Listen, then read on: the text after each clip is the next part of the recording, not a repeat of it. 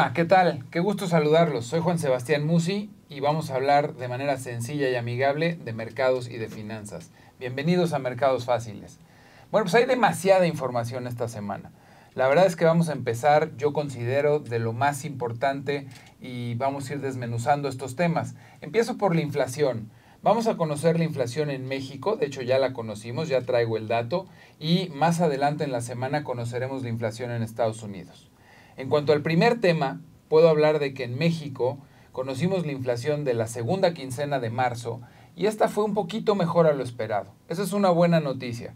He estado hablando mucho acerca de la importancia de combatir a la inflación, hacerlo de manera exitosa y que esto sea el detonador para que los bancos centrales puedan empezar a bajar la tasa de interés.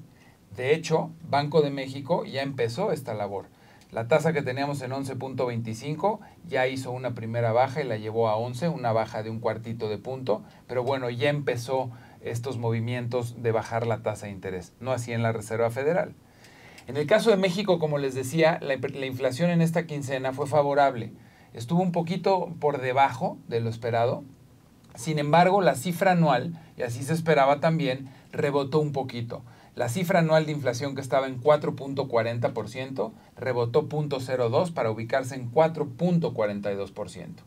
Esto es una buena noticia porque de alguna forma la trayectoria que está mostrando la inflación en México es favorable y como comenté hace un momento, pues esto da espacio para que haya futuros movimientos de baja y yo sí veo la posibilidad incluso de desligarse de lo que haga la Reserva Federal. Es decir, no tiene que ir a fuerza siempre acompañando y haciendo lo mismo que hace la Reserva Federal. En el caso de Estados Unidos, la historia es un poquito diferente. Los últimos datos de inflación que hemos tenido no han sido del todo malos, pero sí han sido pues lo suficientemente comprometedores para que la propia Reserva Federal y su cabeza, Jerome Powell, diga, señores, estamos en pausa, no les aseguro que ya vayamos a bajar la tasa de interés en junio, como muchos pensábamos, y pues no se apresuren, no tengan prisa, la Reserva Federal no tiene prisa. Esto el mercado no lo ha interpretado como una buena noticia, primero per se, porque la inflación debería de estar bajando y todos quisiéramos que la inflación en Estados Unidos también empiece a mostrar esta trayectoria de baja, que de hecho lo ha mostrado, pero de pronto da estos avisos o estos sustos, permítanme llamarle, porque, pues por ejemplo, la economía sigue demasiado caliente. La semana pasada, ¿se acuerdan que hablé del empleo? Y les dije, se está dando una paradoja en el mercado. Siempre la generación de empleo es un dato positivo, es un dato que tenemos que celebrar. Lo que pasa es que en Estados Unidos el empleo ha estado tan bien, la creación de empleos ha estado tan por arriba de lo esperado, que en estas épocas en las que se está luchando contra la inflación, tener el empleo tan caliente de alguna forma está preocupando porque puede llevarse esto al terreno inflacionario. Hay empleo, hay gasto, hay consumo, hay inflación. Esta paradoja del mercado se confirmó la semana pasada. Nosotros esperábamos una creación de empleos en marzo en Estados Unidos de 200,000 empleos y el dato salió por arriba de los 300,000. Entonces se da esta paradoja en cómo un dato bueno se convierte en estos momentos en un dato malo. Esta semana vamos a conocer la inflación en Estados Unidos. Y la buena noticia puede ser que si el dato sale por debajo de lo esperado, esta posibilidad de que la Reserva Federal baje las tasas en junio regresa. Y es algo positivo para el mercado. Si el dato sale malo esta semana, la posibilidad de bajar las tasas en junio se va a posponer. ¿A cuándo? No lo sé. Quizás a septiembre, quizás a fin de año, pero incluso por ahí ya hubo algún miembro de la Fed, concretamente uno de los gobernadores, el gobernador Kashkari, que se atrevió a decir que posiblemente este año la Fed no bajaría tasas de interés. Esa es una visión extremadamente negativa, diría yo. Vamos a ver qué pasa, pero el dato de la inflación al consumidor y el dato de la inflación al productor que conoceremos esta misma semana en Estados Unidos será fundamental para ver esta planeación a futuro. Uno diría planeación a futuro si nada más estás hablando de inflación y nada más estás hablando de la Fed. Pues sí, pero de lo que pase con la inflación y de lo que haga la Fed se va a definir qué le va a pasar a las tasas de interés, qué le va a pasar a los mercados bursátiles, qué le va a pasar al dólar, al peso y a las diferentes divisas. Es así de impactante y de fuerte y es así de es tanto su peso, digamos, en este caso, tanto de las tasas de referencia como de la propia Reserva Federal, pero todo esto viene ligado al final en este combate a la inflación. Otro tema del que les quiero hablar son los reportes corporativos. ¿Qué son los reportes corporativos? Es la temporada en la que cuando concluyen los trimestres, las empresas públicas, es decir, las empresas que cotizan en bolsa, presentan los resultados del trimestre anterior. Concretamente, esta semana también empiezan los reportes, sobre todo de bancos, de empresas del sector financiero.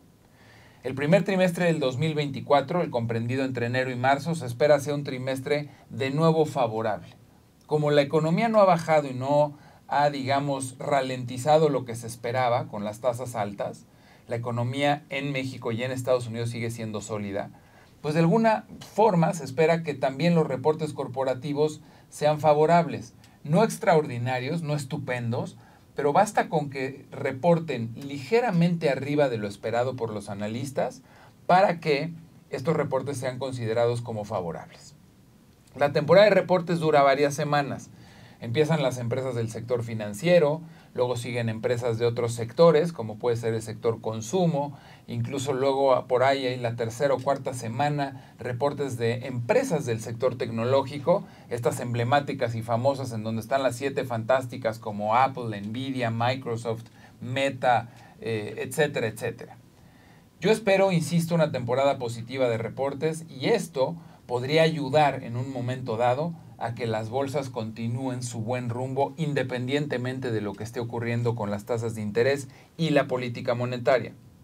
Hace poco uno de ustedes en estas intervenciones me preguntaba, oye Juan, ¿y si la Reserva Federal no baja tasas en junio, qué esperas que le pase a la bolsa? Definitivamente espero que la bolsa baje. La verdad es que el racional que usan los inversionistas es bastante lógico. Si las tasas de interés, la inversión sin riesgo en bonos del tesoro o en CETES me están pagando X tasa, que es una buena tasa de interés, ¿para qué me muevo a la bolsa? ¿Qué incentivo tengo de meterme a inversiones de un poquito más de riesgo cuando los retornos o los rendimientos que obtengo con riesgo muy bajo están garantizados? En el caso de Estados Unidos, rendimientos arriba del 5%, en el caso de México, rendimientos arriba del 11%. Entonces, a medida que vayan bajando las tasas de interés, también el apetito por riesgo o el apetito por invertir en acciones debería incrementarse. Iremos viendo y comentaré desde luego los reportes más destacados y los reportes más importantes, y además de todos los sectores. Por último, quiero hablarles esta semana del superpeso. Lo he comentado en algunas ocasiones pasadas. Yo creo que no es bueno tener una moneda demasiado fuerte como tampoco lo es una moneda demasiado débil. Esto lo hemos escuchado aplicado a cualquier terreno. Los excesos no son buenos. Un peso fuerte como el que tenemos actualmente, de hecho un peso tan fuerte como el que tenemos actualmente, está costándole mucho dinero y le está haciendo pues un dolor de cabeza, por ejemplo, al sector exportador. Los exportadores se han vuelto muy caros en el extranjero. Lo hecho en México, lo fabricado en el país, se vuelve muy caro cuando tu moneda es cara. Piénsenlo de la siguiente forma. Algo que me cuesta 170 pesos producir, hoy es el equivalente a 10 dólares, más o menos. Algo que me cuesta 170 pesos producir, cuando el peso estaba, o el dólar estaba a 20, me sale muy pegado a los 9 dólares. Es decir, es mucho más competitivo mi materia de exportación cuando mi moneda está un poquito menos fuerte o un poquito más débil. La verdad es que los que reciben remesas, los hogares y familias mexicanas que antes recibían 300 dólares, hagamos la cuenta cerrada, a 20 pesos por dólar, recibían 6,000 pesos. A 16, y luego con el margen y la intermediación que cobran las empresas que te traen las remesas, ya le están acariciando el monto de los 5,000, casi 1,000 pesos menos.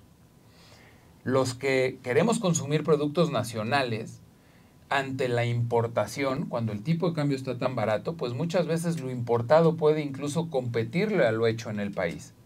Entonces, es solamente, o estoy agarrando solamente 3 ejemplos de cómo una moneda tan fuerte tampoco es tan benéfica para la economía. No es una crítica al gobierno actual, ni mucho menos es ganas de buscarle, como por ahí me han comentado, broncas a donde no las hay.